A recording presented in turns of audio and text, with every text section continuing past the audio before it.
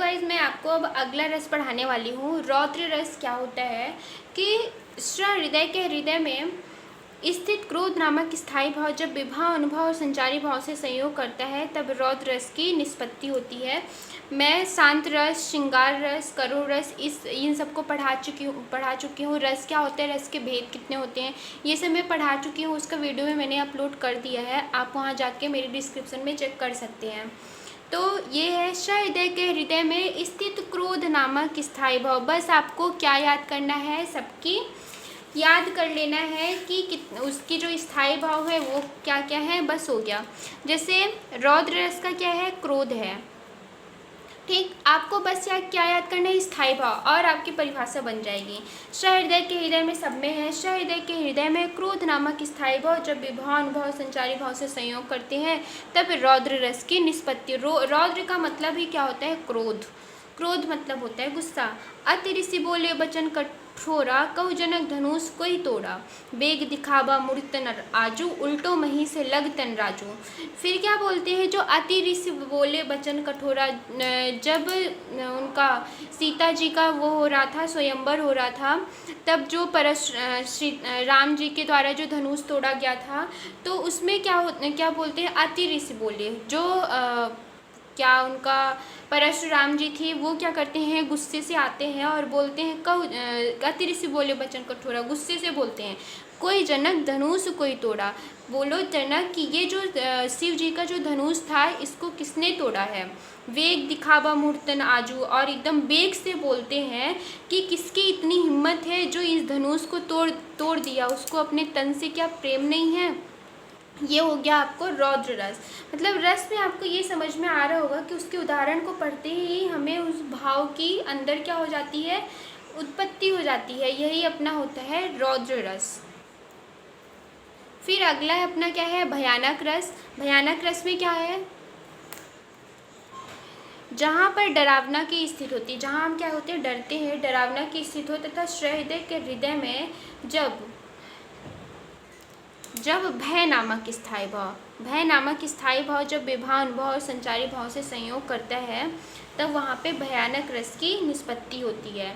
यहाँ पे आपका क्या हो गया, भयानक रस। अब इसका आप उदाहरण भी लिख सकते हैं। आप उदाहरण ऐसा नहीं लिख सकते हैं, कोई वाक्य नहीं लिख सकते हैं, कोई कहानी नहीं, कि आपको कहानी तो आप लिख नहीं सकते इतना लंबा, उसका सारांश भी नहीं लिखना है। तो आपको बस किसी दोहे के माध्यम से, किसी कविता के माध्यम से आप उसको क्या करते हैं, समझा सकते हैं उदाहरण से। आप खुद ही आप ये पढ़ते होंगे उदाहरण, तो आपके मन में खुद ही उत्पत्ति होती होगी कि हाँ, ये आपको लगता होगा हाँ ये रस है पढ़ने के बाद। एक और अजगर हिलक, एक और मृगराय, बिकल बटोही बीच में पड़े मूर्छा खाए।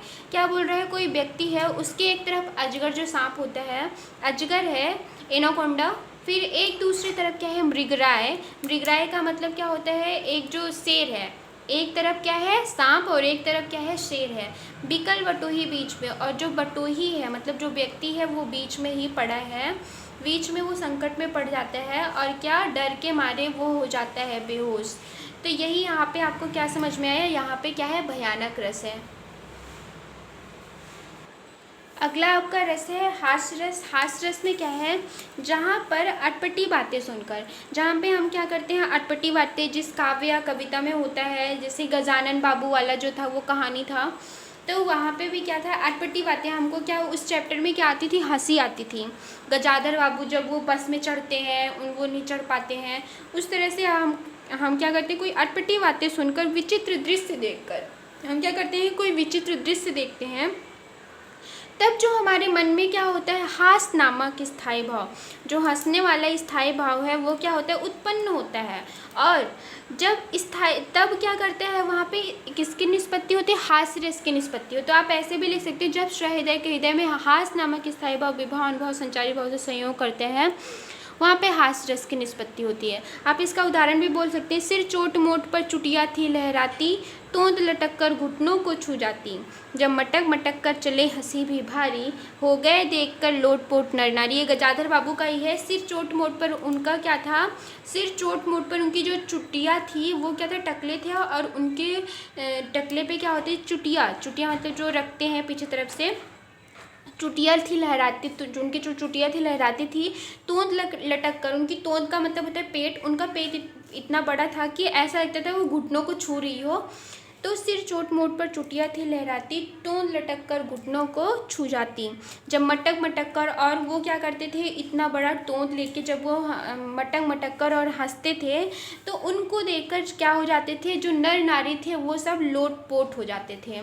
तो आपको ये समझ में आया कि हास्य रस में क्या होता है, सिर चोट मोट पर चुटिया थी, मतलब हंसने वाला हमको क्या होता है, हंसने का उसमें भाव उत्पन्न होता है, वहाँ पे ही होता है हास्य रस। आपको रस में ये समझ में आता होगा कि जो हमारे हृदय में भाव उत्पन्न होते हैं, उस शब्द को मतलब उस काव्य को पढ़ने में जो हमारे हृदय में भाव उत्पन्न होते हैं उसको हम क्या बोलते हैं, रस बोलते हैं। इसका एक उदाहरण और लिख सकते हैं कि रावण के दरबार में हो रहा था मैच, कुंभकर्ण ने छक्का मारा, राम ने किया कैच। आप इसको लिख सकते हैं कि रावण के दरबार में हो रहा था मैच, कुंभकर्ण ने छक्का मारा, राम ने किया कैच। इसमें भी क्या हमको हंसी आ रही है कि रामायण में कहाँ क्रिकेट चलता था, रामायण में तो बस युद्ध होता था। तो इसमें भी क्या है, एक हास्य रस ही है।